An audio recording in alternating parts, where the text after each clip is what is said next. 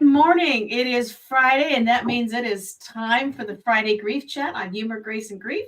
I am Jill. There is Deb, and we have Iena SpiritWalker who is here with us and is special guesting with a lot of things to offer.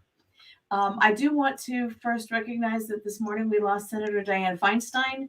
Some of our folks who are regular followers have asked that we make sure we mention that and honor her passing and all that she did across this country for so many years, I, and all the ceilings that she broke open for all of us. she did. I decided to look up right before we went on. She was the first woman mayor of San Francisco in 1969. She became the first woman president of the San Francisco Board of Supervisors. Mm-hmm. She then became the first woman mayor of her hometown. And in 1978, after Mayor George Moscone and Supervisor Harvey Milk, and then in California's first openly gay elected official were assassinated. That's who Harvey Milk was. So I just wanted to say that. And, I always like when there's death brings people together. And there were roses and on her where she sat yesterday as she voted. And anyway, people from both sides of the aisle really Are honoring her memory and legacy. Yes. Yeah, So we want to do the same. So, exactly. especially as women who like to lead, we want to thank the ones who led ahead of us, right? Yes. Beautiful.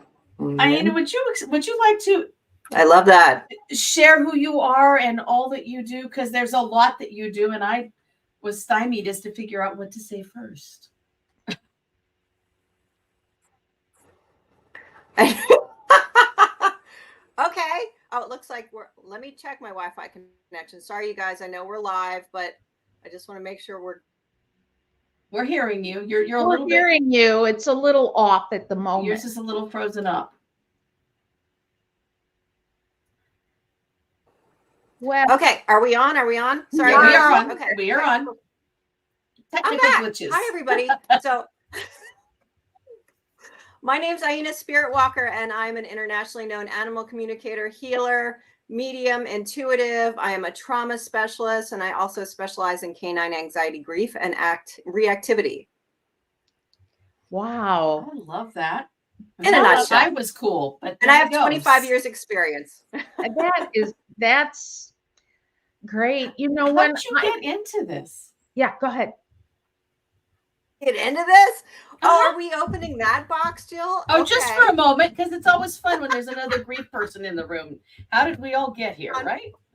Okay, no worries. Yeah, so geez, this all started when I was in my late 20s and I was a young mom. And my son was seeing something and I couldn't see it with my eyes, and he was screaming and carrying on. And my daughter, who was an infant at the time, I could carry her around the room, and even though I didn't physically see anything, she would keep focusing on one thing when I walked her around the room. And essentially we lived in a haunted house. It got really scary. I almost, I got very, very sick. I almost died. And it was my introduction to the world of spirit and all that is available that we can't see with our physical eyes. And because that also affected my physical being and my health, it really encouraged me to dive very deeply into not only the spiritual world, the spiritual gifts that we all have, but also the direct effects of what I'm putting in my body and how that affects the way this vehicle interacts with the world. Does that make sense? It does indeed. That was well done in a nutshell.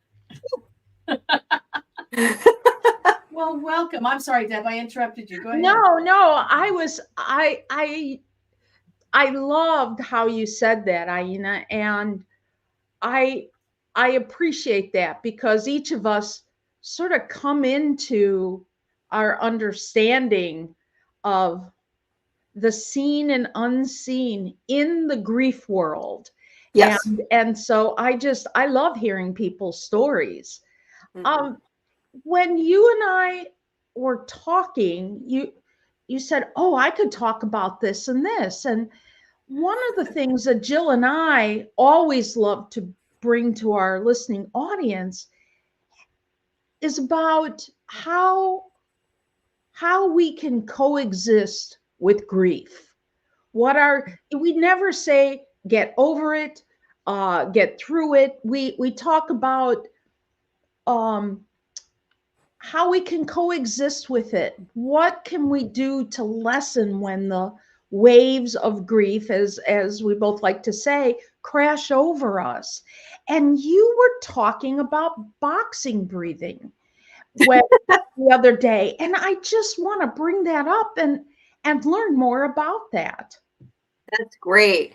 Thanks, Deborah. So it's called box breathing. And Box the cool breathing. thing about, we just said boxing because it's kind of a play on words, boxing with grief.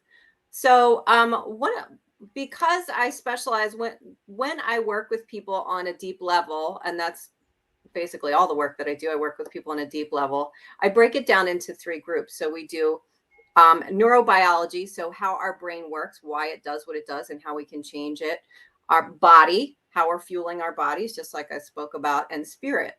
And so one of the things, sort of diving a little bit into neurobiology, and also has a little bit to do with our body as well, is when we are walking through grief, all of us have moments sometimes where anxiety and depression come up. And that takes over the nervous system. And what happens is it puts the nervous system in overdrive. Okay. Part of our nervous system is called the autonomic nervous system.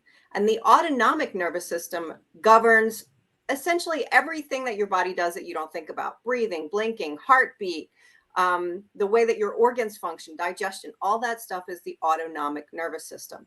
So when we are in anxiety and depression, the autonomic nervous system is also in overdrive. This causes our body to excrete the stress hormones, right? Which are science has shown very bad for our body.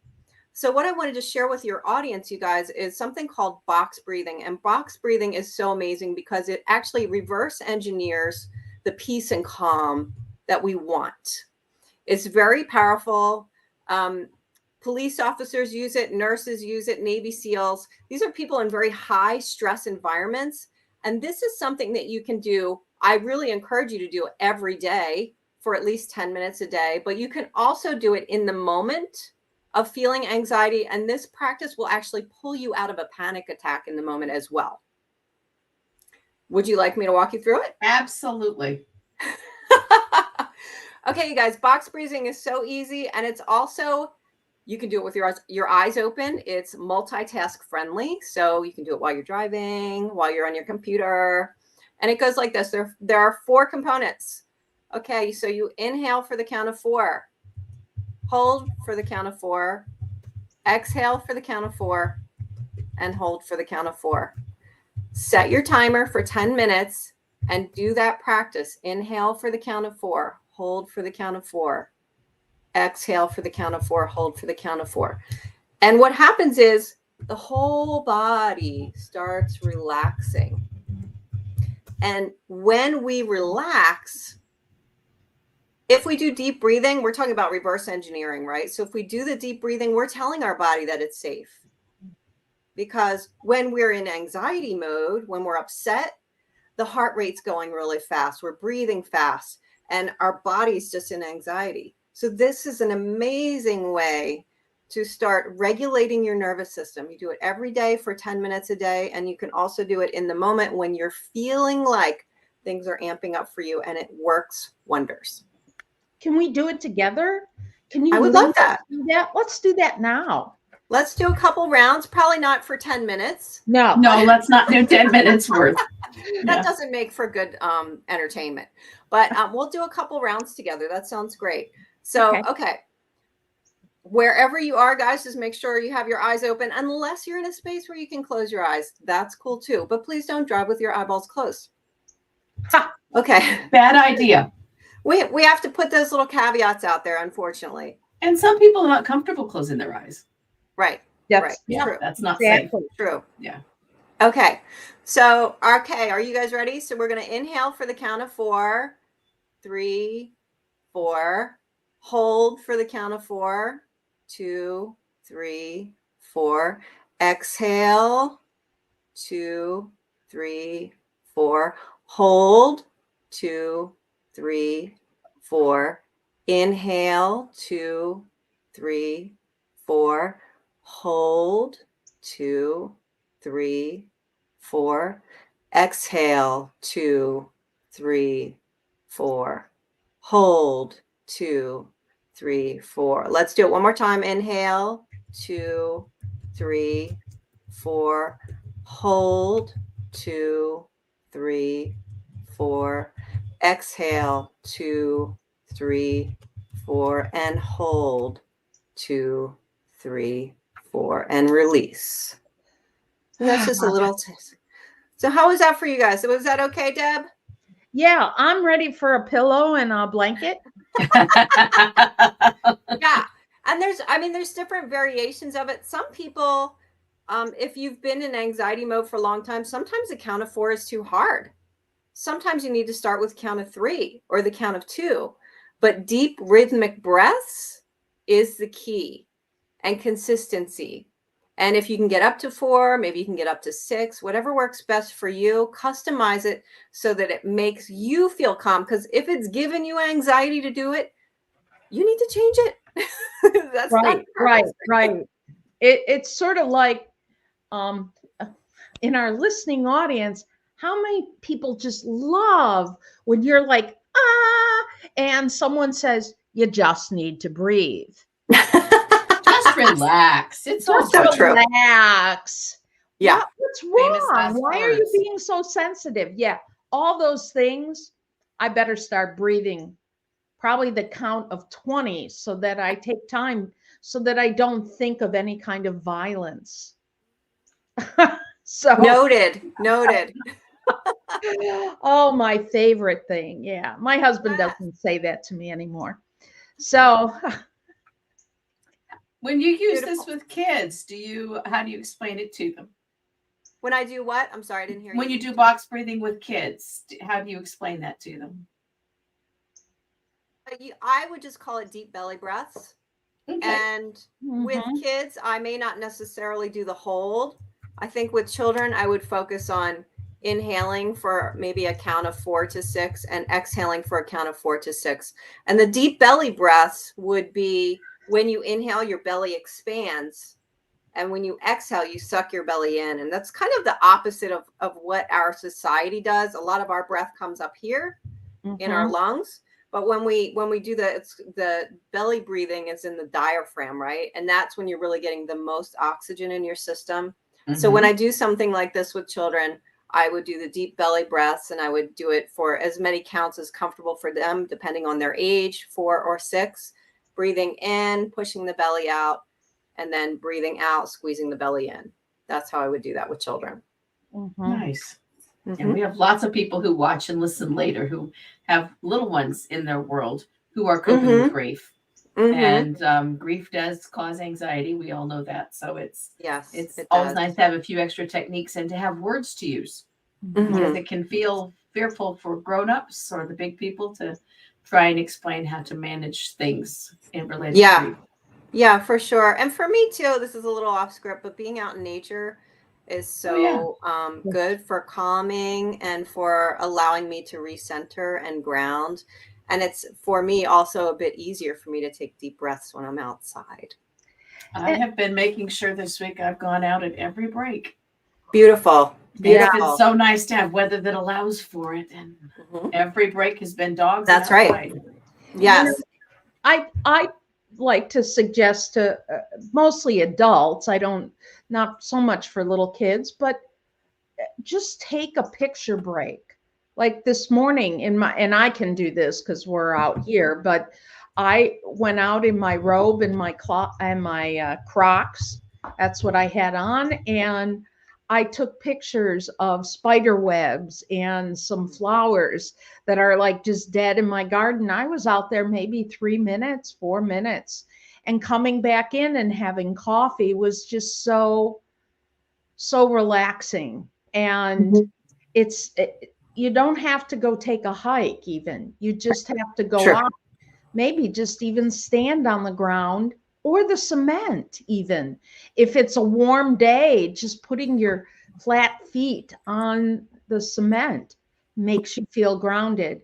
And I can, as Jill and I have talked about hot flashes here, I have also in the wintertime, all you have to do is take your slippers off and put your feet on the cold ground. You'll feel better.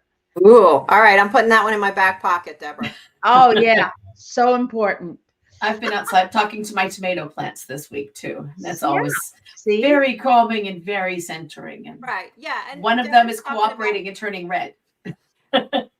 Right. And Deborah's talking about too, just putting your feet on the earth. There's tons of science behind, it's called earthing or grounding, and how the earth will pull out the inflammation in our bodies and allow us to calm. Yeah. You know, a little bit more of the science, when I talk about humor and laughter and your adrenal glands, the same is for grief. What happens is when all that cortisol comes out from your adrenal glands, it messes with your immune system. Yeah. And that breathing puts a brake on the release of cortisol. Yep. And it doesn't cure anything, but it stops it. Drinking more water and having a few more calm moments during the day really help flush out and let it flow out the cortisol. So I'm just saying, in this day and age, who doesn't want a healthier immune system with COVID coming back and cold and flu season? Right.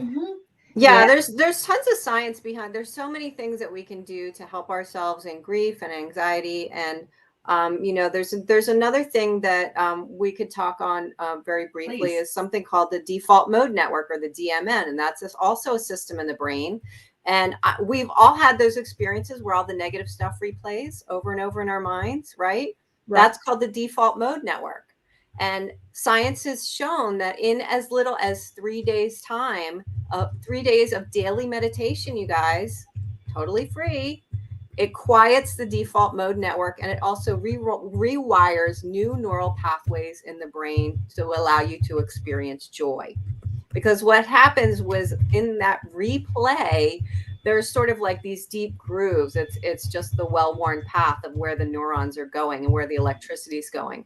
And when we can do daily meditation, for example, that helps us break that up, create new pathways, and allows us to experience more peace. Absolutely.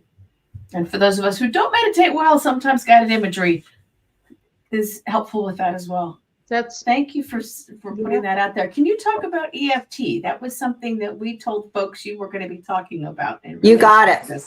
Yeah, Great. so I have my notes here, you guys. So excuse me for looking away because I don't want to mess it up. Okay, so EFT stands for Emotional Freedom Technique, and it is an alternative treatment for emotional stress and physical pain, and it combines acupuncture with neuro-linguistic programming to create balance. So acupuncture, we know, is originated in China like 8,000 years ago. It used meridian lines, and acupuncture uses needles, but with tapping, we're just touching. No needles required. And the no needles. Neuro-linguistic programming is a way to communicate desired outcomes to our brains by using specific words or phrases. It's an excellent when used alone or while in meditation. So shall I walk you guys through an EFT technique? Okay, so basically we're going to choose one word that is going to change things for us. Perhaps peace. Perhaps the word is peace. We're going to use that as an example. And there are 10 spots, and I'm going to walk you guys through that. Okay, so the first spot is here on the side of the hand. So we're just going to tap it, and you can say out loud or in your mind, peace, peace, And the next is right in the center at the top of your head, tapping and saying the word peace. Peace. Peace. The next one is right here. It's where your eyebrows meet the bridge of your nose. There are 2 points. And again, we're going to tap and say peace. Peace. Peace. Peace. Number 4 is the temples on the side here. Tap and say the word peace. Peace. Peace. Feeling very calm. Okay. The next ones are the points under the eye here. And again, you're going to tap and say peace. Peace. Peace.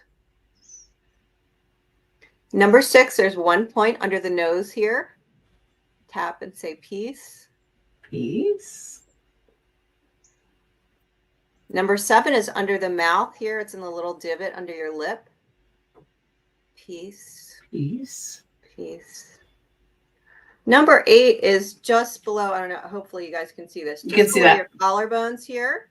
So find your collarbones, folks, and drop down just a little bit for those Yeah. of you who are listening. Peace. Peace. And often with these Peace. points, it's kind of like scratching an itch. You can kind of feel it. It's often when you need it, it feels a little tender.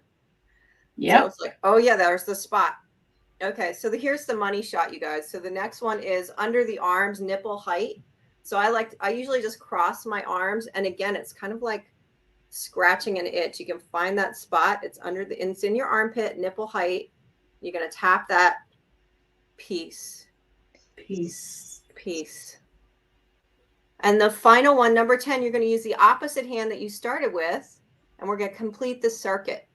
Peace. So it's tapping on the side of the hand. Tapping on the side of the hand, probably the hand that you've been tapping with. On the little finger side. Correct. Yeah. And that is neurolinguistic programming, you guys. You can do that as long as you like. There's no, you can't overdose on that for sure. Does that make sense? It does. My favorite place to tap, which I use with clients, is the one right under the eyes. That's right. Okay, so good. centering for me. And we do that frequently. Yeah. Nice. Yeah. Excellent. I like the armpit ones. I don't know. Maybe I just like saying the word nipple. I don't know. As you said it, I was thinking, but depending on what age we are. Yeah, I was thinking that would be my knee. Yeah. So we do have a twisted sense of humor around here. Yeah. We love that. Whatever you're not supposed to say, Deb will say it. And Jill will come up with something to add to it. Yes, right. Always. Went to the Halloween show when we show up as unicorns. Nice. I love that. I love unicorns. Beautiful. Yeah. So those are just a few techniques, you guys. There are so many. Mm-hmm. And I really hope that it helps your audience walk through the grief, bring them peace, and allow them comfort. When they Do you have some other words that you like to prompt people with? Other words that I'd like to prompt people with? What does that mean, Jill? Well, peace is one. Oh, okay. In reference to EFT. Right. Okay. Sorry. I was like, okay. Okay. We could use joy. We could use abundance, love, whatever makes you feel. It could be calm. Mm-hmm. There are plenty of words that we can use. Generally, it's the opposite of what we're feeling right now. That's what okay. So if we're like all over the place, and maybe calm is what we need. But yeah. So does that make sense, you guys? It does. Thank you for doing that. I really like that. And I try to put things in the notes so that folks have that who are watching this later or listening to it later. So they've got some other material. Yes. Beautiful. And we also, go ahead, Jill. I'm good then. So we also have a podcast, and a podcast, of course, you can't see. And that's when Jill says, where is this? It's on the opposite hand and then it's on the side with the little finger. And that's why we do that, because we have that also. Okay, gotcha. Yeah. I was not aware of that, or I would have been a little more articulate. So you were perfectly articulate. Okay. You described it as we went. So it was okay. All right. Good. Yeah. Oh, yeah. Yeah. Can you tell us more about your animal communication? Sure. So animal communication is, I like to tell people that as I was growing up, when I was a child, I spoke with animals probably before I spoke with people, and the animals were always my friends and still are. I'm 51 right now. And so animal communication came very naturally to me. And this is something that I utilize within my business, also healing and talking to spirit guides and talking to animal spirits as well, animals who have crossed over. Those are all one and the same. And essentially, it's the same wavelength, but just a broader frequency. So I'm tapping into the spirit of the animal. So that can be an animal who's here in their body or an animal who has crossed over. Same thing with people. We can do that as well. Talk to the person's spirit here or on the other side as well. It's all one and the same. It's not as complicated as it sounds, honestly. Takes a different level of sensitivity is what it's sounding like. Just some practice. I tell my students it's really about, the wavelength that we need to be on when we do work like this, animal communication, healing, all these things, is love. That's the frequency that we need to exist in. And once we learn to step into that easily, then everything else is just sort of like, it's like learning how to drive and then learning how to change lanes and then learning how to back up. It's the same caveat, just a little more broad. Does that make sense? Yes, It does. And can I ask again, how did you had the haunted house experience where the spirit became unfriendly? It was not fun. Clearly, that sounds like the Amityville kind of experience with getting to know Spiritland. It sucked. and I don't recommend it. And No, I don't somehow either. you morphed into finding that there was a better place and a better energy level. And you also are able to communicate with the critters who are in both of our worlds, really important. Mm-hmm. How did you morph into that part of it as well? Oh my goodness. I love that question. Okay, so essentially I had been working, so that haunted house experience is what opened me up into the spiritual realm. That's when I started my learning, right? Mhm. And I joke that a lot of my big lessons have been like a frying pan upside the head, like that terror. was one of them, right? So, Yeah. like, pay attention. So, and Yes, I would. I'm asking my spirit guides, please, we don't need to do it like that anymore. I'm here, I'm here with you. And so what happened is then I started healing practice, and I started, coaching practice, and all those things sort of morphed together. And at one point, my spirit guides were telling me, you need to start working with the animals. It's something that I always did. I never did it professionally. It was just something I always did. I'd go for a walk. I'd talk to the squirrels, injured animals would find me no matter where I was. I have a quick story of, I used to live in a tiny home in Oregon, and one day, and a tiny home that had an outhouse on it, you guys, a little porch with an outhouse. It's like 4:00 in the morning. I'm running out to pee, and there's a little soaking wet squirrel chipmunk laying on the porch. I was like, oh no. And I'm picking him up and I'm giving him healing and I'm talking to him, and he smelled like dog slobber. I think the farm dog was tossing him around for a while. Right. So, giving him healing, saying prayers for him. And I'll make this story a bit shorter because I'm not sure how much time we have, but okay. I named him Alvin. Oh, He healed. He went back into the wild and often came to visit me until the one time he brought his mate, and they were like chirping and dancing around, and then I never saw him again. But stuff like that happens to me all the time. And until my spirit guides were like, what are you doing? You need to start working with animals. I never really connected it. It was just part of who I was. Like some people like to put puzzles together. I'd like to talk to animals. I didn't know that it was something that I could add into the fold of what I was already offering. And actually it's such a wonderful complementary thing, because so many of us love our animals. We want to learn to communicate with them. We want to help them in deep, lasting ways. And that's how it all fits in together. it really does. And you're speaking to someone who rescues senior poodles. Oh, yes. And Okay. does hospice level care for them. Okay. They yes. have we do lots of that around here. Yeah. Yeah. Beautiful. And- Thank you for doing that. And Yes. Deborah's both of got you. all the kitties. Yes. Okay. All right. Perfect. Yeah. I And love many that. of our listeners are animal people as well. Yeah. Although we don't really call them animals around. But Yeah. they're family members. Yes, our oodles don't think they're dogs. They know that they're Okay. people. Sure. Of Yeah. course. Mhm. Yeah. And I also, I have an animal communication membership. If anybody's interested in that, we meet twice a month. It's very inexpensive, and all the replays. Once you're a member, you get all the replays and everything from all the Oh, previous that's stuff. So awesome. Oh, that's it's great. yeah, I give instruction, and then we talk about real life stuff, and people share the pictures of their animals and who they want to communicate, and we figure out what's going on and give all the messages. So it's super fun. That's That- awesome. We have that posted is- all your contact information in the show notes. Would you like to just verbally give it so those who are listening have it? Oh, okay. Well, probably the easiest one is my email address to you guys. It's Iena SpiritWalker, and you can hopefully see the way my name is spelled if you're listening or watching, because it should be in the notes. Iena SpiritWalker at gmail.com. That's the easiest way to do it. IEAN. Oh, no, that's not how I spell my name. IENA SpiritWalker at gmail.com. Yes. I just posted it again. It was also at the top of the show notes for anyone. And if you are listening to this and you need to find the information, you can go to Humor, Grace, and Grief on Facebook, and you will find us there, or you can use Friday Grief Chat as the search keywords, and you will find it, and you will be able to find today's show and find all the links so you can reach Iena as well.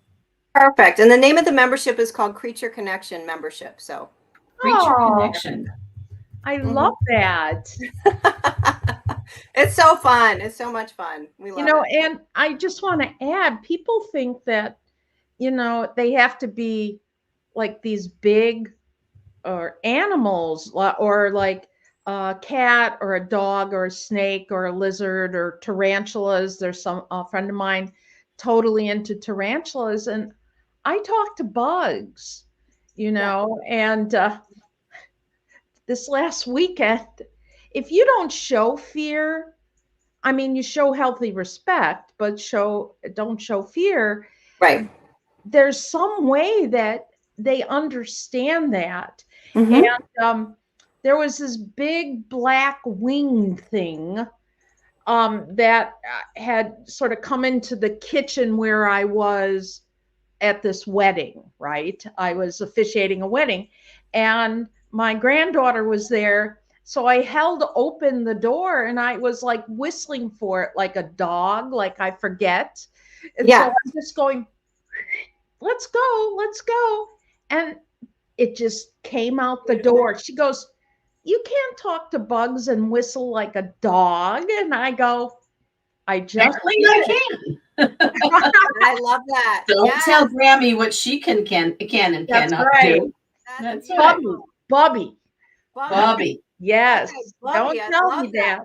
Yes, that's amazing. And yeah, that's one of the things we did recently in my animal communication classes. Actually, I called it sharing their senses. So I teach people how to merge with the animals, and you can feel what it's like to be a worm going down into the earth, or being an eagle and see what they see and feel the talons. And so it's a lot of fun. And in reference to what you said, Deborah, if anybody that's listening to this or watching this podcast and you are in a situation like Deborah just shared, animals receive in pictures, and we think in pictures. So we are constantly communicating with animals, whether we realize it or not.